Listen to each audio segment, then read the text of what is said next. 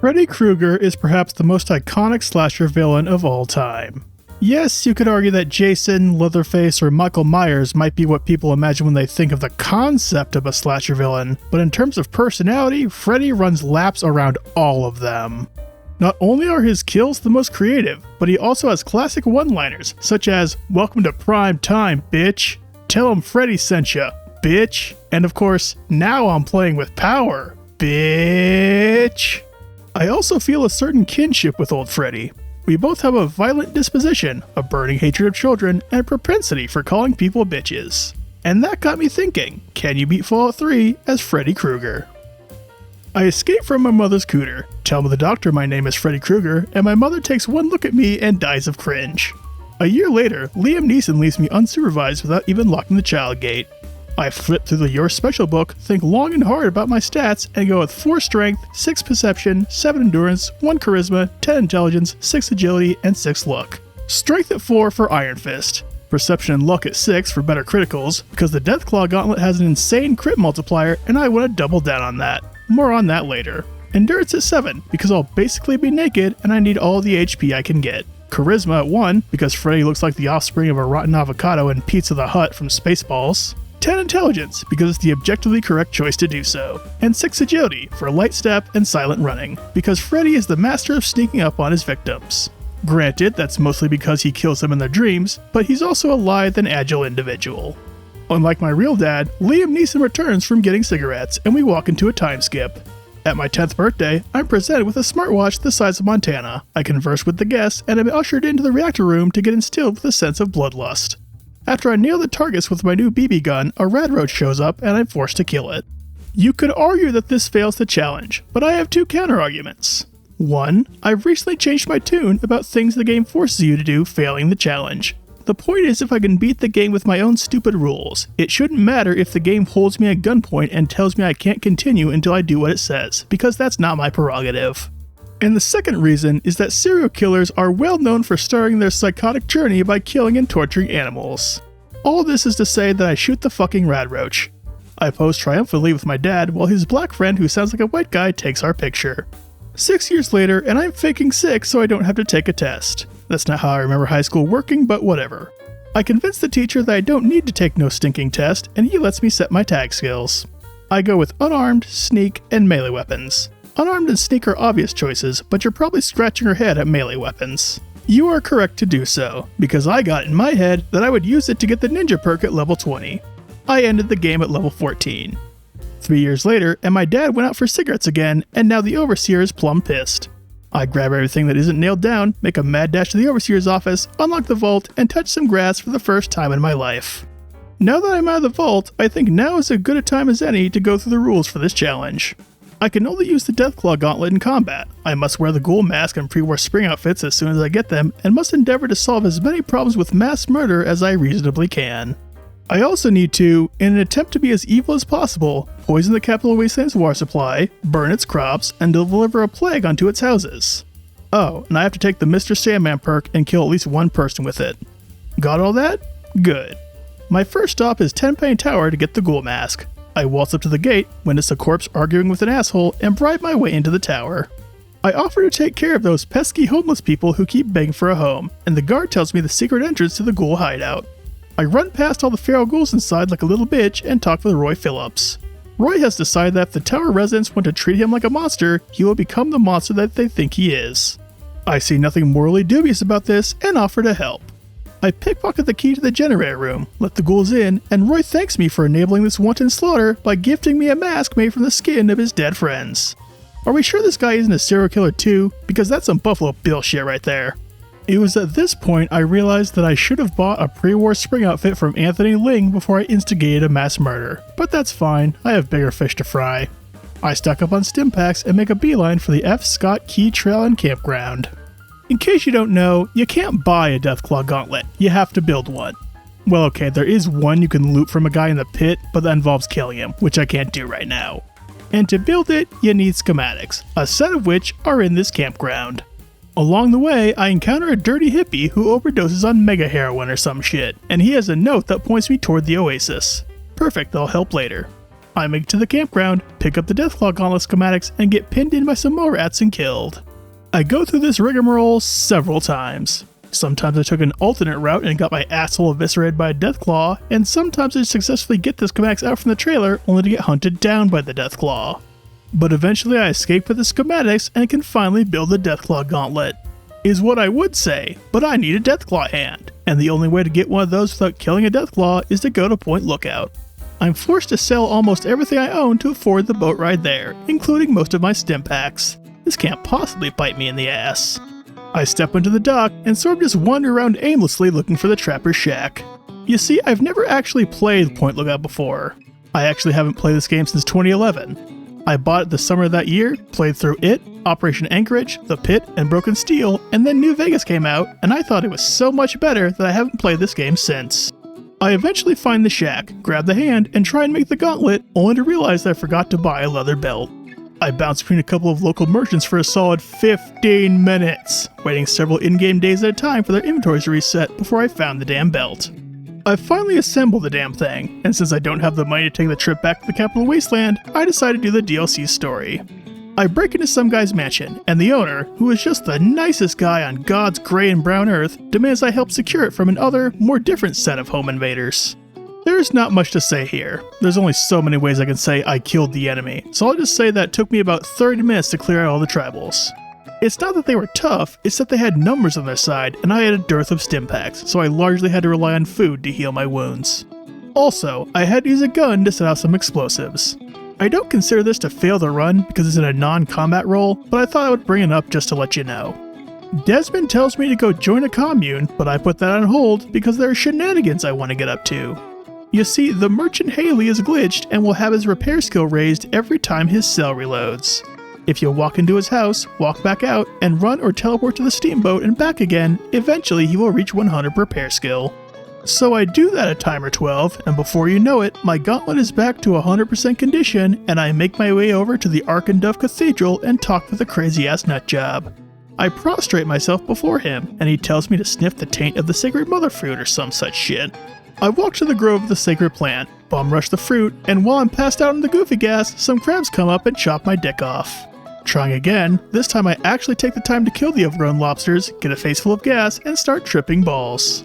I've said it once and I'll say it again. If I had a nickel for every Fallout DLC with a quest where you consume something, trip balls, and have to go for a walk, I'd have 3 nickels. Which isn't a lot, but the Point Lookout tribals, the Sorrows, and the Far Harbor Children of Adam need to get together and throw a rave. I return to the tribals, they let me in, and I talk with Nadine, a character so inconsequential to this story that I neglected to mention that her mom sent me here to look for her. She explains that the tribals attacked Desmond on orders from their leader, points me toward him, I report this to Desmond, and he chastises me for keeping him abreast of the situation. I make my way over to the Cape of Wonders or whatever, and witness the tribal leader talking with the holographic brain. I decide waiting my turn is for suckers, murder him out of the way, and talk with the hologram, which somehow has blood on it. It says that Desmond is a big stinky doo-doo head and that he can suck his left nut. I report back to Desmond, who goes on a long-winded rant about how Brain Man sucks donkey balls and how his family were a bunch of low-consummate jackasses, and he gives me a jamming device to place on the Ferris wheel. I go to place the device when the voices in my head tell me to throw it in a dumpster, so I do. I return to Desmond to failure and witness his house get blown the fuck up. The magical journal on my wrist tells me that Desmond survived the aforementioned explodification and that I need to track him down to the lighthouse and kill his ass. I find him and convince him that me breaking his jammer was actually a 4D chess maneuver and he forgives me for my sins. We clear out the robots infesting the place, but arrive at a door that only he can open, and he just stands there like a goddamn mannequin. I say fuck it and knife finger his ass. No, I will not rephrase that, and confront Professor Calvert. He rewards me for killing his lifelong enemy with attempted murder. Shocker. I break his tooth with my glove, collect some rewards I'll never use, and learn that Steamboat Willie done cut my head open and stole my thinking parts. I kill him for this transgression. I then return to the Capital Wasteland, check up on Tenpane Tower, and discover a pre-war spring outfit and hat in a dresser. Well, now I feel silly. I have everything I need for the challenge, but I decide that I wanted an other, more different hat, so I head on over to Megaton and drink some dirty bomb water, then report to local author/crazy person Moira Brown about the fact that I'm currently a glow-in-the-dark serial killer. She does some fun and interesting things with my DNA and then requests I find some food in a local supermarket. I travel there and discover that some lesser killers have infested the place, and I send them all to hell where they belong and collect the food. I report to Moira that dank shitholes with decapitated corpses hung around the place are hazardous to your health, and now she's requesting I venture into a haunted minefield. I walk to this supposed paranormal death trap and discover that Moira isn't as insane as I thought, because a crazy-ass nutjob starts shooting at me, so I grab a mine and skedaddle. That finishes the first part of her book and allows me to start the part of the quest I actually care about, spying on crab people. She gives me a listening device and tells me to show it up some Mirelurk's ass. On the way there, I encounter a riverside shack and I had to stop and do something.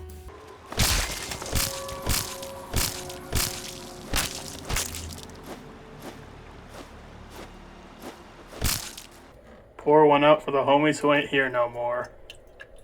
I stuff the device into a spawning pod, and she rewards me with a hat.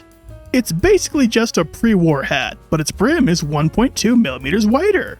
Now, I can't actually finish this quest, because one of the tasks she gives you is beating off some rats with a stick, and that's against the rules, so I convince her that literature is for pussies and gain the Dream Crusher perk.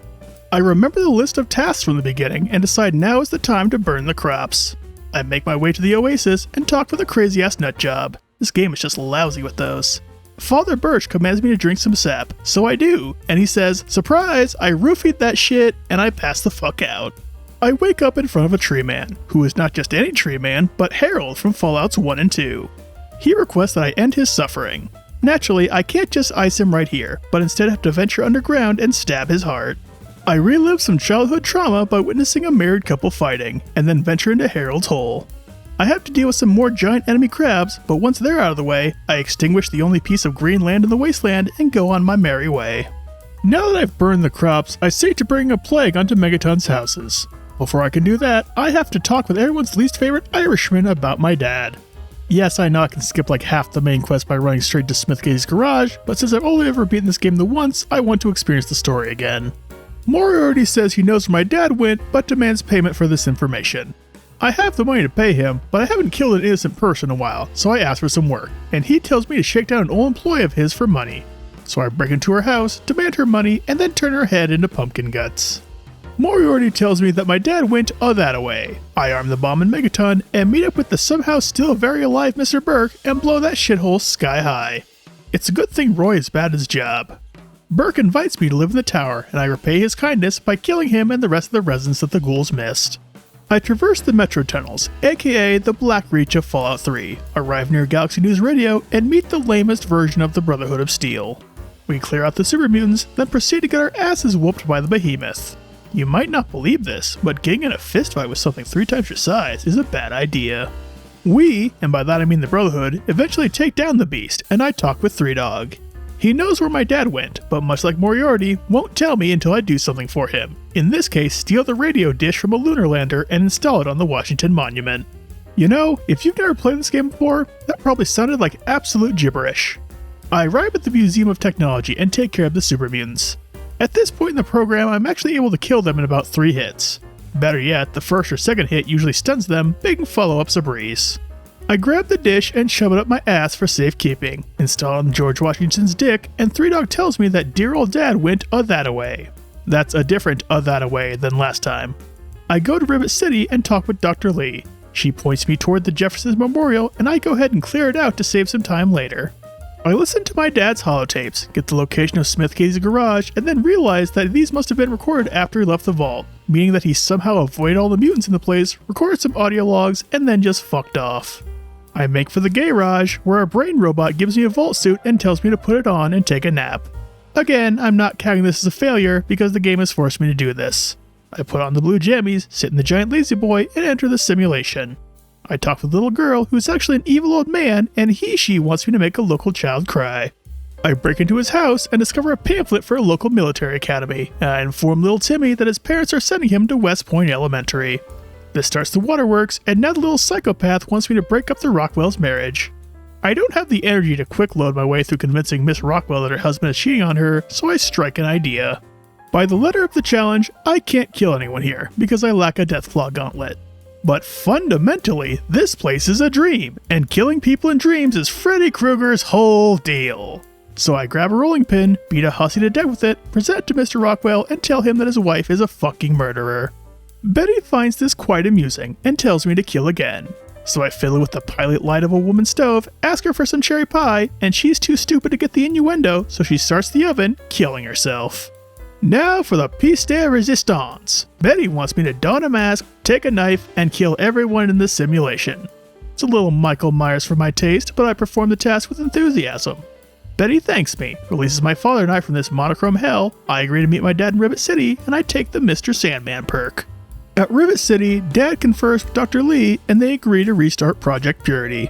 We meet up at the Jefferson Memorial, Dad sends me to do some bitch work, and I take this opportunity to clear out Dr. Lee's friends so I don't have to deal with that one prick who has a heart attack later. After finishing my menial task, the Enclave shows up and starts bossing everyone around. My dad says fuck the police and blows himself up in a noble sacrifice that I'm sure won't be rendered meaningless later. Dr. Lee and I escape out the sewers and make our way to the Citadel. The Brotherhood takes us in. I talk with Scribe Rothschild, he points me toward a vault with the magical MacGuffin we need to fix the purifier, and I put the main quest on hold because I receive a distress signal from Vault 101. I break down the front door like the Kool-Aid Man, and Officer Gomez informs me that shit's fucked. He escorts me to Amada. She explains that the people of the vault just want to touch some grass, but the Overseer won't let them. I talk with the Overseer, discover that he's gone mad with power, so I wait for him to go to bed, which takes longer than you'd expect, and Mr. Sandman his ass. Amada thanks me, and banishes me from the vault for this crime. I take that about as well as you'd expect. I arrive at Little Lamplight, and Wilson from Home Improvement promptly tells me to fuck off. He mentions that a couple of kids done got by slavers from Paradise Falls, and that if I get them back, he'd let me in. So I have a chat with the gate guard. He lets me in, and I repay him by brutally slaughtering him and his cohorts. I free the kids, return Little Lamplight, and decide now is as good a time as any to reveal that I've installed the Killable Children mod and go on a rampage. I'm playing as Freddy Krueger. If you didn't see this twist coming, you need to get your head checked. I then realize that I need the kids alive to get into Vault 87, reload, and karma kicks me in the dick because the kids won't open the gate. I love Bethesda games, dearly, but it should be illegal to sell a game this buggy. I go outside, wait a day, and when I return, the gate is open. I don't bother killing the kids again, my murder boner is gone.